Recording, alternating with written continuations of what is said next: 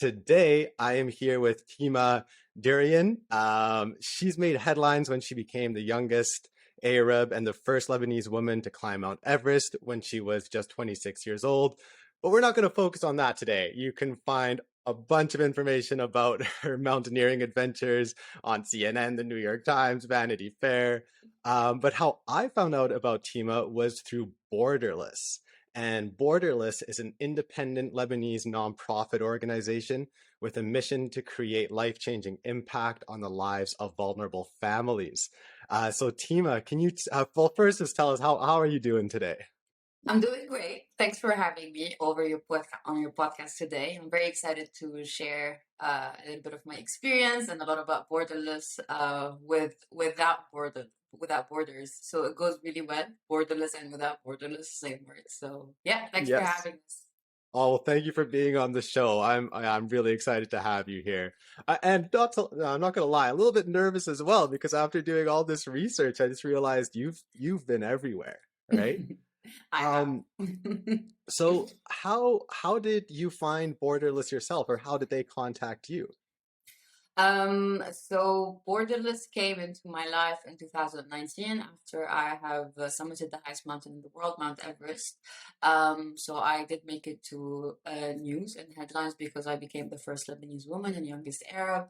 And while they were doing their research to inspire children, because their main motto is the freedom to dream and the power to achieve. I came in their search and they contacted me. And this is when and it happened so randomly because I was in Dubai and then I was flying to Lebanon and it was just the perfect timing. And I went there and I shared my experience with the children and youth and women at their community center. And it speak a lot about how I climbed Everest and I was trying to inspire them and show them that there is no limitation to what they would think and dream of. And from there, I have built a relationship with Borderless. And every time I go back to Lebanon, I try to go to the center and see the kids, volunteer, play with them, do some sports. Um, and then I would go back to Dubai. But then right after the blast, I wanted to be on ground, given that I run my own business. So I had the opportunity to work from anywhere in the world. So I decided to go to Lebanon because I wanted to be there for the people and with the people after the tragedy. And to be there on the ground doing a proper impact, I realized I'd not choose anyone else except Borderless, knowing them, knowing their mission and how their values were aligned with my values. So it was the perfect match. I contacted them and yeah, we took it from there. I was on ground with them every day in one of the most affected areas in Lebanon, Karantina. It's right next to the port. And the story and the magic started happening from there. Okay. And did that also inspire you to write Curly Adventures then? So Curly Adventures so yes, Borderless did inspire me to write Curly Adventures because I've always wanted to write the book, but I never entertained that idea because first I didn't think of myself as a writer, and two I thought just going there and sharing my experience as verbally speaking. So and then I realized there was a lot of questions. Kids wanted to know more, and the more I spent time on ground, the more children wanted to know more about the journey, how I survived, how I climbed, the cold. So I'm like, you know what? One day I'm gonna make a book so you all can read everything from there. And I only started writing the book in 2020 or 21.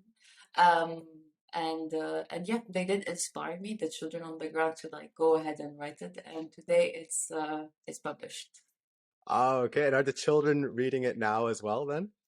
I just translated it to Arabic, so there is a lot of children reading it. And soon, hopefully on Christmas, I'll be giving out the Arabic copies to the children at Borderless. Okay. And is the book answering all the children's questions, or are they now coming to you with even more questions? It is, but what's funny is that a lot of children find it very difficult to believe that there's a girl who went through all this journey and all that. And when I did those talks, I saw how children reacted when they saw the real stories, the real pictures, I mean, and the videos. and seeing the contrast between the story, building a character, bringing the real character in, and then bringing the real footage is very interesting and impressive. And they do have more questions after seeing the real footage. Well, what I find interesting about that is that they found it difficult to believe. Why do you think that is? Because you know how it is when it comes to how we're wired in general, when it comes to women's rights, when it comes to the stereotypes, and how people view what a woman is. Hmm. Um, so I think it's children are just wired to think that way, and this is what we're doing. We're trying to change that mindset with everything that we do about how a woman or a girl is viewed, and not only with the children, we also do that at Borderless with youth and women. And Hmm. these messages are always embedded at the core of any program we deliver for them to understand that anybody and everybody can do anything despite or regardless your background, your religion, your gender, and all that. Hmm. It's a difficult thing to do, right? Because it's so ingrained in us, as you say, sometimes these kind of the cultural influence of all this. Now, I know one of the approaches that Borderless takes is the community-based protection and development approach. Yeah. Can you expand on that a bit?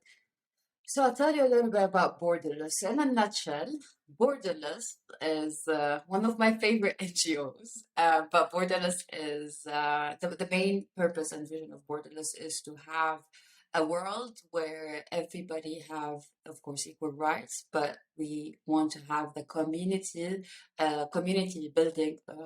Okay, hang on, so I'm messing up. So the vision of it is to have community centers around Lebanon where we do educate children, upskill youth, and empower women in disadvantaged and marginalized communities. Hmm. And what are some of the things you're doing to make that happen? So to make that happen, we educate children by providing basic literacy and numeracy programs, extracurricular skills. There's mural arts, there's music. So we try to expose children to anything and everything that we can. And we, the core of it is to educate them because the end goal is to make sure that that child goes back to school. So really borderless is in one of the so Uzai is one of the communities where you see a lot of children on the street. And the founder and the Ajabi, when she saw those children on the street, she really wanted to make sure that they are off the street and to give them the opportunity to go out into the world and see what they can do instead of being on the street. So to start with that, she realized education comes first, and this is how it started really to protect, so child protection and education. And from there, they would go into different levels with borderless until they're ready to integrate back into the school. And then when it comes to youth, some of the youth it was a little bit too late for them to like go back to the basic of education, so they would learn. So anything, so we do a lot of vocational programs, but to do those vocational programs, youth have to take English and digital literacy because we believe that for them to integrate back into the job market, they need those skills.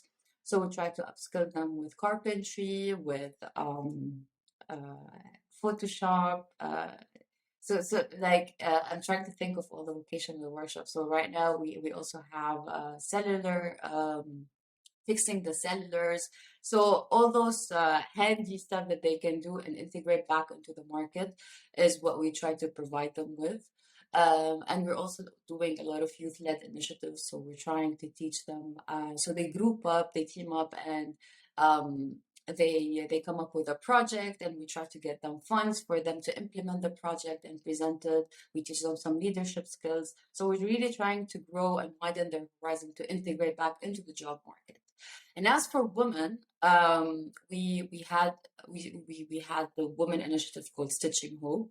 Yes, I was going to Um, ask about that. yeah. So Stitching Hope is a concept where we bring in marginalized and disadvantaged women, more vulnerable, and we teach them how to stitch.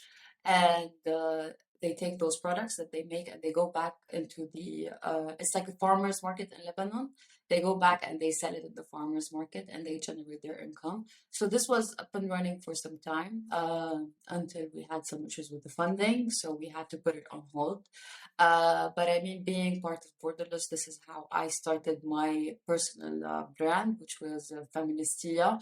Uh, and the purpose of Feministia is to create millions of advocates around the world to speak about women's rights. But I would have never created that brand without those women. So while working on ground and while seeing those women and having those conversations with them, I realized that to empower women is to really help them financially. And I really wanted people to ask about what feminism is. So it was just the right thing to do. So I started my project with Stitching Hope, and we started embroidering the word feminist in Arabic on multiple products, and they would sell it. And this is how I was able to grow my personal brand. So that's one thing as Stitching Hope. Another thing is we empower women by supporting them through psychosocial support sessions for them to be able how to understand themselves, understand their children, work on their mental health.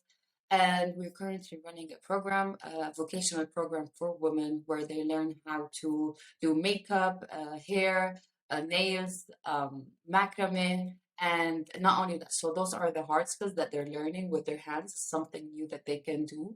But we supplement it with soft skills, which is how to create your own CV, how to create your social media platforms, how to entrepreneurship course. So we're really trying to equip them with both hard and soft skills for them to be able to either integrate with the job market or simply start their own thing if they are limited to go back and or limited to go and work. So this is one of the programs that's currently running in Argentina.